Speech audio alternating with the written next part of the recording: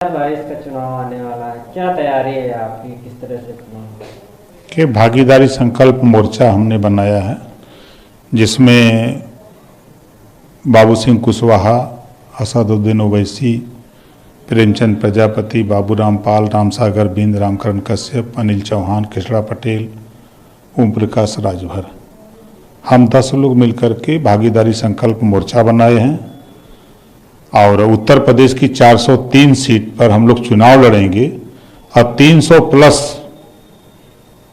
जीतेंगे भी और उत्तर प्रदेश में सरकार बनाएंगे। वही जो कहना तैयारी कर रहे हैं, तो आपको क्या लगता है? अभी उस संबंध में कोई बैठक नहीं हुई है, सीट का बंटवारा भी मोर्चे से नहीं हुआ है। वो बयान जो उन्होंने दिया है, वो बयान अगर उसको पढ़ें लोग तब तो सही समझ में आवे। शौकत अली जी ने कहा है कि हम 100 सीट पर तैयारी कर रहे हैं चुनाव लड़ने के लिए, तो इसमें कहाँ सा फाइनल हो गया कि 100 सीटें उनको मिल गई। अभी मोर्चे की बैठक नहीं हुई है और सीटों के संबंध में मोर्चे में कोई झगड़ा तकरार कोई विवाद नहीं है। चेहरा जो हो मुसलमान, तो अभी वो साथी शायद मीटिंग में नहीं रहे हैं, क्योंकि राष्ट्रीय अध्यक्षों की बैठक में तय हुआ है। उनके तक मैसेज हमको अंदाजा पहुंच जाना चाहिए, पहुंच गया होगा। और भागीदारी संकल्प मोर्चा का स्पष्ट है कि चुनाव के बाद सरकार बनती है हम लोगों की, तो जब 22 में सरकार बनेगी तो चुनाव में 5 साल में 5 मुख्यमंत्री, एक मुसलमान 1 साल, 1 साल राजभर, 1 साल चौहान, 1 साल कुशवाहा, 1 साल पटेल, हम 5 साल में 5 मुख्यमंत्री और 1 साल में 4 डिप्टी सीएम, 5 साल में 5 सीएम और 20 डिप्टी सीएम देंगे। अब इसमें उनकी भी बात शामिल हो गई, तो ये उनको पता नहीं था, क्योंकि अभी ये बात अंदर कमरे में तय हुई थी। तो किसी भी साथी को किसी चीज की कमी नहीं होगी मोर्चे में। 22 में सरकार बना करके और बहुत सी चीजें दी जाएंगी। तो ये तय हो गया कि डिप्टी सीएम जो है एकदम 100%। देख रहे हैं, जब यहाँ पिछड़ों के नाम पर वोट केशव मौर्य के नाम पर उत्तर प्रदेश में लोगों ने दिया, जब सरकार बनी तो उत्तराखंड से ला करके सीएम बना दिया। आज भी सीएम बनने के लिए बेचारे कुशवाहा समाज के लोग एकदम ताक रहे हैं कि कब मिलेगा कब मिलेगा। तो इसी नाते हमने कहा कि क्यों ताका जाए, क्यों न बनाने के लिए, हम जब वोटवे से बनना है तो हम सब लोग अपना वोट बना करके 1-1 साल खुद बना लिया जाए, कोई किसी को नहीं ताकेगा।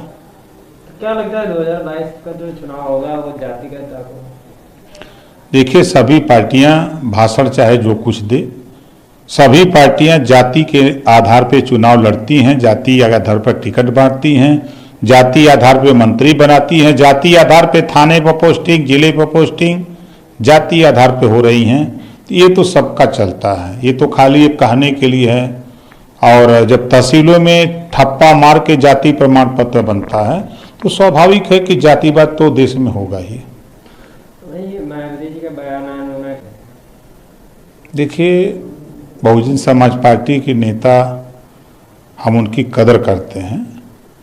हम भी बहुजन समाज पार्टी से ही निकले हैं, ऐसा नहीं है। मायावती जी से रुष्ट होकर के आज हजारों नेता छोड़ दिए। जो स्थिति है कि मायावती जी ने कहा सब बीजेपी और बसपा से गठबंधन हुआ 6-6 महीने के लिए, और ये कहा गया कि हम लोग आगे भी इसको चलाएंगे, नहीं चला। 19 में सपा और बसपा गठबंधन हुआ 24 तक के लिए, और 1900 नहीं पूरा हुआ, लौट ही गया। तो कैसे बात को माना जाए? तो ये अकेले आज के तारीख में, जब देश में भारतीय जनता पार्टी 50 पार्टियों को गठबंधन करके सरकार बना रही है देश में, प्रदेश में, तो अकेले आज के तारीख में किसी पार्टी के पास दम नहीं है कि वो सरकार बनावे।